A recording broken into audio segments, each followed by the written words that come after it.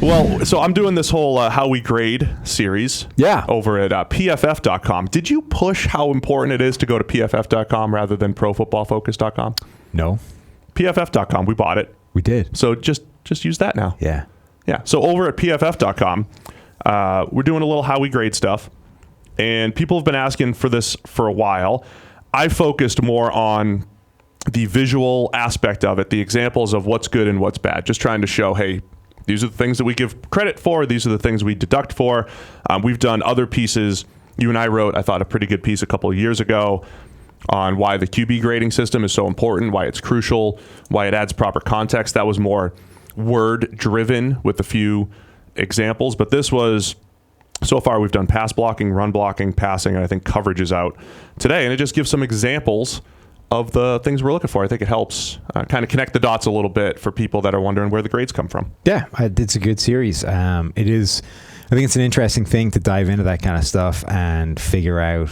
There's a lot of people who have been listening to us for a long time and kind of have a pretty good idea of how the system works, but there's a lot of new people that don't have any idea, and these are pretty good places to get started. Well, even the people that have subscribed or have been with us for a while, I do think it helps. We can't underestimate how difficult it is to wrap your head around all the different details that we take into account and all the different things that we focus on. So even, the most avid PFF fan or user can still use a piece like this to kind of, as a reference point too. In the middle of the season when we have a bad Mitch Trubisky grade out there, you just go back to our passing grades and say, hey, I wonder what he did that looks like some of these passes in the last week or so. One of my favorite examples was in the passing breakdown. It was actually Trubisky and Foles. And it was the same game as the divisional round. And it was literally the same exact throw. They both made an ill-advised pass in the red zone into the end zone right at the safety. And Foles had it intercepted and Trubisky had it dropped. And that was a perfect example of same PFF grade. I think it was a minus 1.5 for both guys, just as bad as it gets, turnover-worthy play style. Not as bad as it gets, minus 2 still out there. But pretty bad, completely different results. One's 0 for 1, one's an interception. That's the level of context we're bringing every single Those are fun because there are people out there that complain about this idea of, you're just grading what ifs. Like, what if the play had been picked up? No, we're grading what he did. Right. Like the point is it's the same play. Yeah. It's exactly the same play. We're not... Why would you change the exact same play based off whether the guy caught it or not? Right. And it's not. His throw is the same. That's what we're grading. We're grading what that guy did, not the result at the end, which is determined by something else. Right. Now, statistics go by what happened, right? They go by the result of the play, which is more than one thing, all being rolled into one. But the point of the grading is to try and separate all that out and compartmentalize who did what. Right. So when we're grading people, we're not necessarily focused on the results because you need other people to bring in, to come together to create that resultant stat.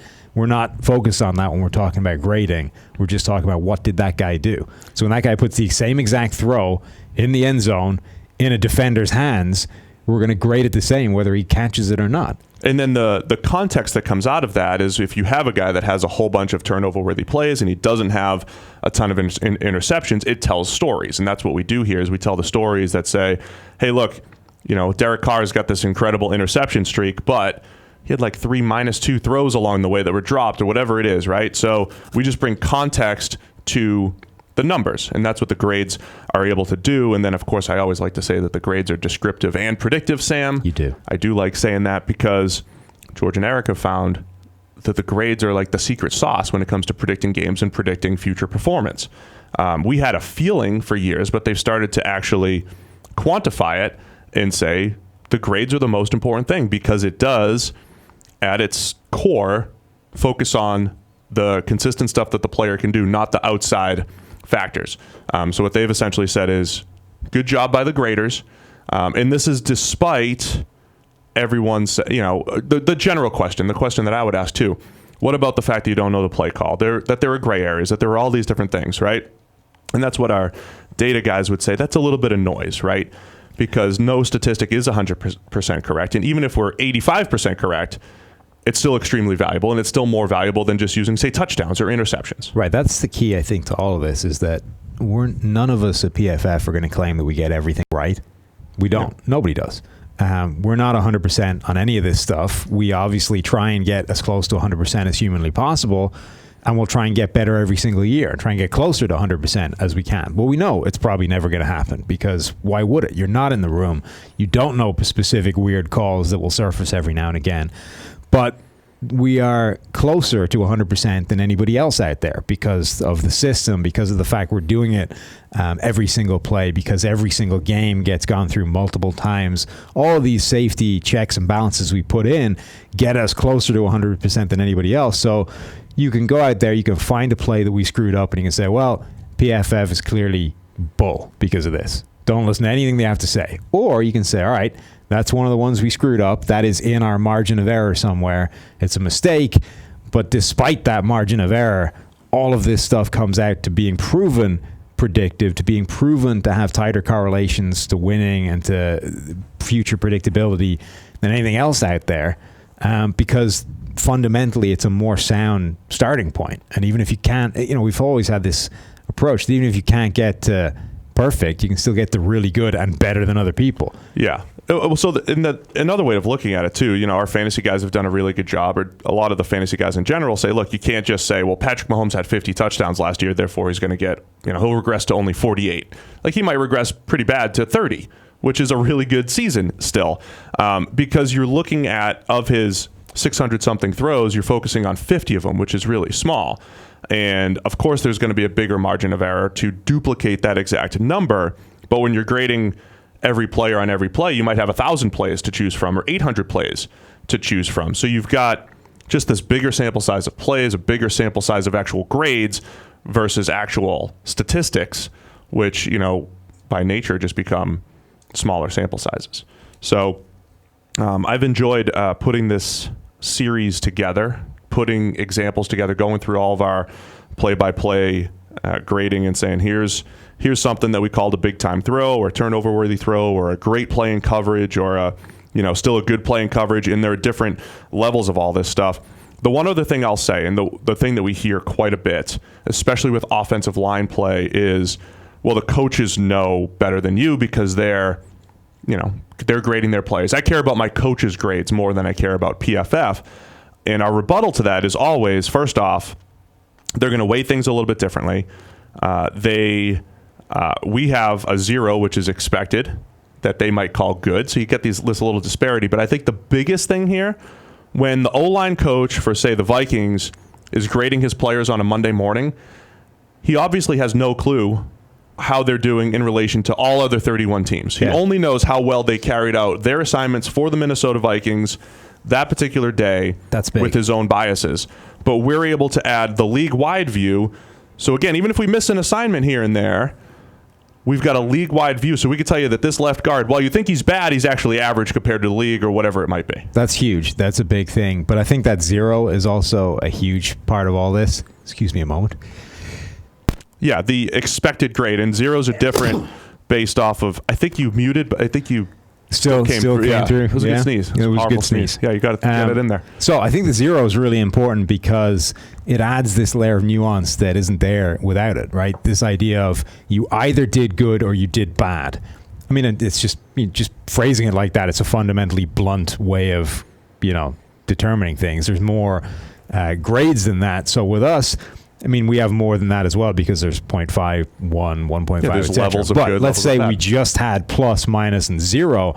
Adding that 0 is huge because there are a bunch of plays where, okay, your guy did his job, but his job was basically the same as the guy he was trying to block, right? Both of them were happy with the outcome of the play. They essentially both wanted to occupy the B gap. Right. And that was job done, right? Yep. So sure, your guy made his block, but he made his block. You could have made the block because the guy he was blocking was happy to be in that gap as well. So They basically just both stood there and went, job done, we're happy. Yeah. So an offensive line coach goes in there and goes, yep, job done, tick, positive. And then the defensive coach goes in and says, yep, positive. And we're like, well, okay, so both those guys get a 0 because you expect it. Right. Nobody's trying to do anything different to what actually happened there. So nothing other than that would happen on that play. So being able to add that layer of context, this idea of both these guys are happy, it's not really a positive play because, anybody could do it, is huge. It's a big difference because a lot of those plays exist. And being able to sort of add that layer of differentiation between the guys that are actually generating positive blocks because they're doing something other than the guy they're blocking is trying to do. Right. Or the guys that basically just had a ton of plays where everybody was happy to occupy the same space. It's important to differentiate between those two things. We're able to do it. Anybody with just a plus or a minus system isn't. Right. And even if they are using levels of pluses and minuses, still, I think it's that connection with what the rest of the league is doing. Yeah. We've had multiple conversations with teams where they're like, oh, you overgraded our right guard. And we come back and say, well, you should see the rest of the right guards. You guys are, and the more you talk to coaches, it's funny because they have this small window in the offseason where they try to learn new things. And we see that a lot. A lot of coaches come in through the PFF offices, especially when they're in between jobs. And, some of the coaches have been with the same team the last 15 or 20 years, and they're no longer coaching for whatever reason. And a lot of them are going on like little tours, like, hey, I'm going to go watch this team down here. I'm going to go watch these guys practice. That's their way of kind of like learning new things. Coaches have this couple month window where they're not so laser focused on the season. When they're in the season, all they're focused on is, let me grade the last game real quick and let's get on to the next team. We got a game plan. We have to prep our guys. We have to be ready to go. And it's just this constant, next team, we're on to Cincinnati moment for all of them. That's how every coach handles it. They don't have time to figure out what is happening around the rest of the league. They don't have time to really gauge that. And they really don't even have time to maybe even gauge their own players' performance and say, well, our right guard's struggling right now. Well, we don't have a backup, so we got to go. We got to figure out how to make him better. Yeah, I mean, that whole, the wider context of how the rest of the league is in a specific area is a really important thing. And even if, it happens internally as well. You're like, well, everybody agrees that our right guard is terrible, right? Having said that, he is easily the best right guard on this roster, and there are no obvious alternatives available, either inside or in free agency.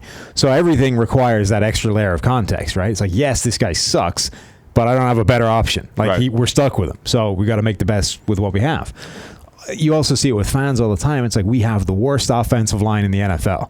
It's like, no, your offensive line is definitely subpar, but have you seen the Arizona Cardinals? Right. Because until you have last year, you probably can't talk about having the worst offensive line in the NFL because they have it locked up. We dealt with that with Eagles fans the year that they won the Super Bowl, because that offseason we said that they had the best offensive line in the NFL. In week one, Carson Wentz gets sacked, and it's like every Eagles beat writer and radio host is like, oh, yeah, PFF, great offensive line. And it's like, okay, you're still the best offensive line in the NFL. You're going to give up some sacks. Yeah, it doesn't mean you're going to be perfect. Right. And they did have the best offensive line in the NFL that year. Yeah, so I mean, all these things are big. And in order to, you may have an idea of how good or bad this thing is, but without understanding how the rest of the league looks, you don't know where to place it. So context, I think, is extremely important. Really excited about these pieces that explain how we grade, give some more examples. Let us know what you guys think of them. If you've got the right detail in there, I can add some stuff to it.